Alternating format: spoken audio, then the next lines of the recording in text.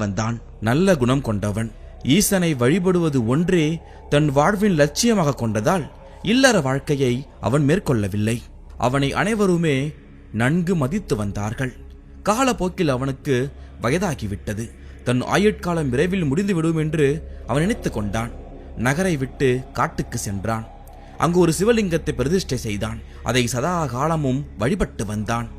நாளாக நாளாக சாப்பிடுவதை குறைத்து கொண்டான். ஓரிடத்தில் மனதை அடக்கி உட்கார்ந்து சிவனை நோக்கி தியானம் செய்து வந்தான். அவனுடைய ஆயுட்காலம் முடிந்துவிட்டது. அதனால் யமதருமன் எருமை வாகனத்தில் அங்கு வந்தான். சுவேதன் சிவநாமத்தை உச்சரித்து வந்ததால் அவன் பார்வைக்கு யமதருமன் வந்திருப்பது தெரிந்தது. அவன் எதற்காக வந்துள்ளான் என்பதையும் அவன் அறிந்து கொண்டான். அத்துடன் ஈஸ்வர தியானத்தில் இருக்கும் தன்னை நெருங்க முடியாமல் எவன் தவித்து வருவதைக் கண்டு ஏளனமாக சிரித்தான். அவன் சிரிப்பதைக் கண்டதும் யமனுக்கு வியப்பாக இருந்தது. அட மானிட பதரை, எதை பார்த்து சிரிக்கிறாய் என்று கேட்க, அதற்கு சுவேதன், நீங்கள் என் முன்னால் வந்து விட்டீர்கள், ஆனால் வந்ததும் விழித்துக் கொண்டிருக்கிறீர்கள், அதை பார்த்து சிரித்தேன் என்று அவன் சொல்ல யமனுக்கு கோபம் வந்துவிட்டது. என்னை யார் என்று தெரிந்தால் நடுங்கி போவாய், என் பாதங்களில் பணிந்து என்னை காப்பாற்றுங்கள் என்று கதறி அழுவாய் என்று யமன் சொல்ல, அதற்கு சுவேதன், நீ யார் என்று எனக்கு தெரிய வேண்டிய அவசியமில்லை, எனக்கு தெரிவதெல்லாம் ஒன்றே ஒன்றுதான், அதுதான் பரமேஸ்வரன் என்று அவன் அலட்சியமாக சொல்ல, ஓ அப்படியா, என்னை பற்றி நானே கூறுகிறேன் கேள். நான் தான் யமதருமன்.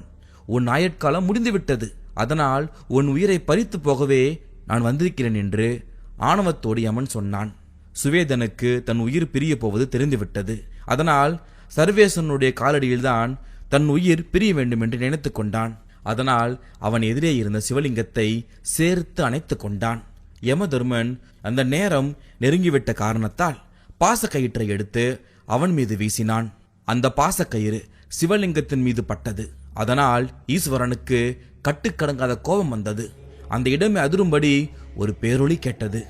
சிவபெருமான் அங்கு வந்தார். அவரோடு கையில் சூலாயுதம் ஏந்தி மறு கையில் பார்வதி தேவி அணைத்தவாறு ரிஷப வாகனத்தில் அமர்ந்திருந்தார். தன் பக்தன் மீது பாசக்கயிறு வீசிய யமதர்மனை கோபமாக பார்த்தார். யமதர்மனுக்கு அதிர்ச்சியும் நடுக்கமும் ஏற்பட்டது. சிவனுடைய பார்வை பட்டதும் அவன் எருமை வாகனத்தில் இருந்து கீழே விழுந்தான். அதற்கு பிறகு எழுந்திருக்கவில்லை. இந்த நிகழ்ச்சியை பார்த்த பக்தன் சுவேதன் திடுக்கிட்டு போனான். தன் உயிரை பறிக்க வந்த யமதர்மனுடைய உயிர் பறிக்கப்பட்டு விட்டது என்று அவன் எண்ணிக்கொண்டான். வேதனை அடைந்தான். சிவனை வணங்கினான். எம் பரம்பொருளே, எனக்காக நீங்களும் பார்வதியும் வந்தது மகிழ்வாக இருக்கிறது. என் உயிரை பறிக்க வந்த யமனுடைய